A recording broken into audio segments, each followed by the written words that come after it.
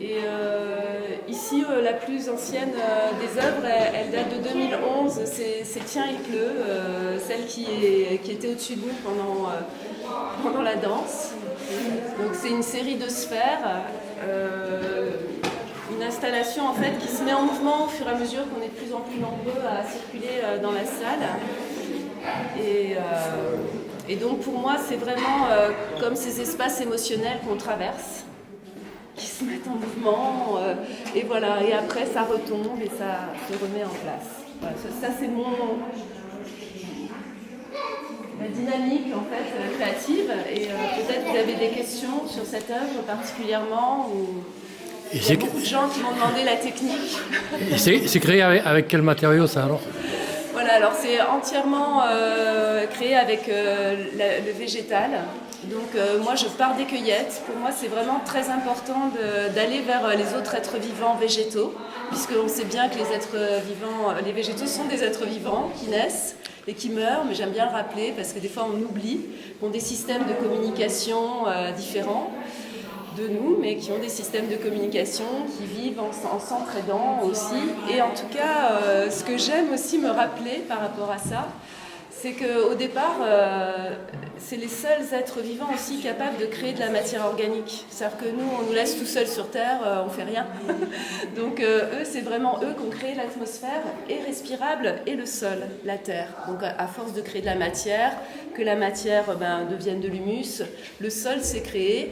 Et c'est comme ça qu'à un moment donné sur Terre, il y a une espèce de pollution en oxygène à cause des végétaux.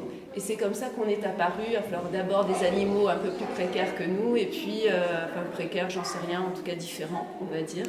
Et donc tout ça c'est un peu une chaîne, et quand je vais faire mes cueillettes, je suis beaucoup en communion avec la nature et nous-mêmes. Et je me dis, on est vraiment dans une sorte d'équilibre. Et là, on rejoint ma technique, qui est la technique du papier. Donc vraiment, c'est une technique artisanale, un peu comme vous avez des céramistes, des gens qui travaillent la terre, qui font des œuvres d'art, d'autres qui font des pots. Pour le papier, il y en a qui font des livres, d'autres qui font des choses improbables comme ça, suspendues. Mais c'est exactement la technique comme elle a été inventée en Chine il y a plus de 2000 ans. C'est les Chinois qui ont inventé le papier. Qu'est-ce qu'ils ont découvert en fait? C'est qu'en cuisant les fibres dans la lessive de cendre, dans des solutions de lessive de cendre, pendant plusieurs heures, on arrive à extraire complètement la chair et la peau qu'il y a autour des fibres. Et les fibres, c'est de la fibre de cellulose, c'est-à-dire que c'est souple. Si on prend ce papier, ça a la qualité du papier, on peut le plier, le déplier, même si ça ne ressemble pas à un papier pour écrire. Et en fait, la deuxième chose aussi qui est très intéressante, c'est quand on a cuit ces fibres, donc on n'a plus que les squelettes, il y a des liens hydrogènes qui se créent naturellement entre les fibres, et donc sans colle, juste avec l'eau, les liens se créent. Donc c'est l'eau qui crée les liens, et quand l'eau sèche et qu'elle disparaît, le lien devient pérenne. Donc moi j'ai beaucoup travaillé sur ce rapport à l'eau. C'est aussi pour ça qu'ils se sont intéressés à mon travail ici à la minoterie. Donc il y avait cette œuvre au départ, Tiens, il pleut, et il y a celle qui est derrière vous, que j'ai appelée Un monde à part. Et en fait, c'est mon inspiration, j'avais une copine qui faisait des photographies microscopiques, je sais pas comment dire, de d'eau. Et donc j'ai vu ces bulles comme ça qui se formaient, et ça m'a beaucoup inspirée. Et à ce moment-là, j'étais en résidence de création au Japon. Donc là, c'est des fibres japonaises. J'ai beaucoup travaillé aussi les techniques japonaises qui excellent dans le papier. Eux, ils ont des techniques incroyables pour faire des papiers justement très fins, mais qui sont pourtant solides. Donc là, il y a du riz, du kozo, du kudzu, qu'est-ce que j'ai mis d'autre, du sasa, je crois. Enfin, moi, il y a des fibres, je sais, on n'a pas réussi à me traduire exactement ce que j'avais trouvé. Moi, je vais me balader dans la forêt, et puis je cueille comme ça ce qui vient, je fais mes cuissons, un peu comme une sorcière, et après, je passe dans les cuves d'eau pour sortir mon papier. Et donc là, il y a beaucoup de techniques qui permettent d'avoir des choses plus ou moins fines, plus ou moins battues ou mises à la main. Et ce qui m'intéressait aussi, c'est comme j'étais au Japon et que là-bas, il y a une notion du vide qui est très importante, c'est que les espaces entre finalement ces kakémonos sont aussi importants que les œuvres elles-mêmes, quoi. En fait, il y a des choses qui se touchent, des choses qui résonnent, qui aussi des possibilités d'espace. Et aussi, c'est des individus à part, presque, chaque kakémono. Kakémono, ça veut dire papier vertical suspendu en japonais. et en même temps, ils peuvent former un tout avec leur espace disponible.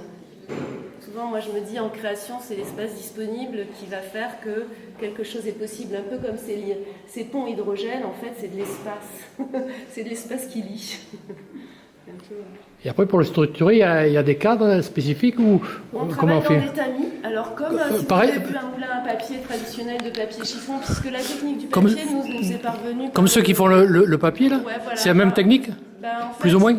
En fait, le papier chiffon, c'est du papier recyclé de chiffon, de vieux chiffon. Oui. Et ça nous est parvenu par la technique chinoise, mais en passant par le Maghreb, en fait, eux, ils ont réfléchi à récupérer des fibres qui étaient déjà extraites, des chiffons donc. Et donc il faut les redéchiqueter, puisque comme on en parlait tout à l'heure avec quelqu'un, des fois dans la nature on trouve des fibres déjà extraites. Et puis les fibres de chanvre à l'époque, ou de lin, elles étaient mises à rouir, donc c'est-à-dire à pourrir quoi finalement. Et c'est comme ça qu'on les extrait. Mais pour faire le papier, il faut redéchiqueter, parce qu'il faut réouvrir justement des liens hydrogènes neufs, enfin frais, je ne sais pas comment dire. Ils ne sont pas pourris quoi.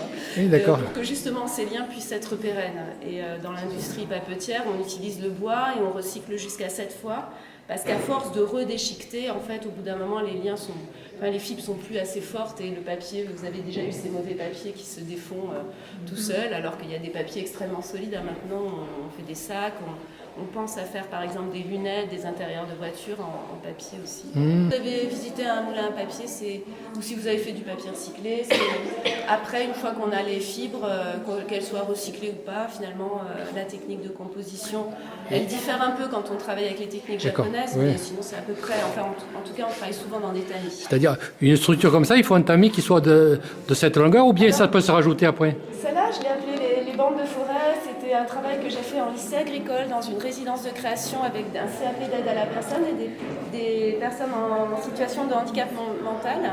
Et donc je suis restée un mois, et donc c'est elles qui ont fait ça. Et on avait des tamis à 3 à peu près, vous voyez. Donc d'accord. On peut connaître ici.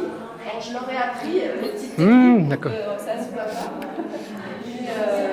On reconnaît. Et en fait, moi j'étais un peu chef d'orchestre de cette histoire-là, mais sinon c'est d'autres mains qui ont créé. Quoi. Oui, on peut le rajouter, quoi. Voilà, ça se rajoute. Et oui, quant à la presse, en fait, c'est encore humide. C'est au pressage que ça... Quand c'est humide. Même les grandes mues d'arbres derrière, donc je vais vous présenter un peu la dernière œuvre qui est là. Les grandes mues d'arbres, donc c'est des papiers indépendants. Alors j'ai quand même un tamis de 2 mètres sur 1 mètre. Après, c'est un moule là-bas, vous êtes autour d'un moule? Je l'ai moulé sur des arbres vivants. Ah oui, d'accord. Ouais, voilà. Et après, le décollage, c'est pas trop complexe quand on a moulé sur un... Il y a des bouts d'écorce, des fois. Mais le papier, il est résistant, quoi. Faut qu'il sèche, quoi. Alors moi, j'ai vraiment cette habitude de travailler le plus fin possible, toujours. C'est un peu la notion d'équilibre que j'aime interroger. Donc, ça m'intéresse en fait que les gens se disent « Oh là là, c'est super fragile, c'est très délicat ». Oui, c'est très fin, Je trouve que c'est vraiment là où on en est au niveau de notre planète, d'avoir une conscience en fait de cette délicatesse. Voilà. Oui, mais là il faut le démouler quand il reste encore un peu souple, non? Autrement, il faut le démouler quand c'est très sec. Très sec. Il n'y a pas de déchirure quand on le démoule? Parce qu'à l'arrondi c'est compliqué quand même, non? Non, les sphères, je les ai moulées sur des ballons baudruche. Moi, j'ai fait des corps entiers, j'ai moulé des corps. Non, là, c'était pas... J'ai moulé mon corps en entier. C'est autour de l'arbre que je me posais la question, quoi. C'est autour de l'arbre, c'est quand même rigide. Après, je le ferme pas, évidemment. Oui, il reste une partie ouverte. C'est comme un vêtement, oui, il y a quand même un peu de souplesse pour le... Voilà, d'accord. Le voyage, elles m'ont vu faire, je repasse tout pour que les choses prennent des formes. Parce que c'est très... ça prend beaucoup, c'est très sensible le papier. Ça. Oui, parce que là-bas, c'est quand même très très fin. La lumière passe très bien à travers. C'est surprenant, ouais.